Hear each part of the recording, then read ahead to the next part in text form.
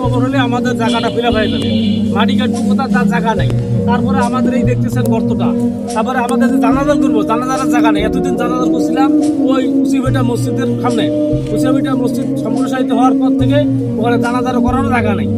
এই জন্য আমরা এলাকা নিজ এলাকার উদ্যোগে এলাকার লোকজনকে আমি ডাকছি, সেই এলাকার লোক আমার ডাকে সাড়া দিছে। তারা এসে নিজের উদ্যোগে বিশেষ করে জানাজারের জায়গাটা আমরা ওই কবরস্থানের নিচুর জায়গাতে মাটি কেটে দিয়ে আমরা সেটা ভরাট করে দিয়ে আপাতত জানাজারের জায়গাটা করতেছি। কিন্তু আর কয়েকটা দিন পর হয়তো বা আমাদের কবরের জায়গা ফিলে হয়ে যাবে, তখন আমাদের কবর দেওয়ার জায়গা আমরা পাচ্ছি না। যদি আমাদের এলাকা যদি সহৃদয়বান ব্যক্তি, টাকা আসা ব্যক্তি, তারপরে কোনো সংগঠন এমন এনজিওর থেকে যদি আমাদের কিছু সাহায্য করতো, তাহলে আমরা এই এলাকাটা ভরাট করে আমাদের এলাকাটা এই গরিব এলাকাটা তাহলে আমরা এই কবরের কথা আমরা ভরাট করতাম। এবং ভক্ত এলাকায় আমাদের এই মসজিদটা কমপক্ষে 10-12টা মসজিদের পরে এই মসজিদটা আমাদের মসজিদের পরে ওটা তৈরি হয়ে গেছে। তাহলে আমাদের এলাকাটা ব্যাপক, যদিও ব্যাপক তারপরে গরিব এলাকা পর পর আমাদের এলাকা আবার ঠিক মতন হয় না, যার কারণে এলাকা খুব গরিব এলাকার লোকজন কামড়াখাটি খায়। এই লোকদেরকে যারা কত টাকা চাবে, এই টাকা অল্প অল্প চাই, তারা দেয়া দিয়ে কিছুই হয় না, 2 একর করে মাটি ফেলি।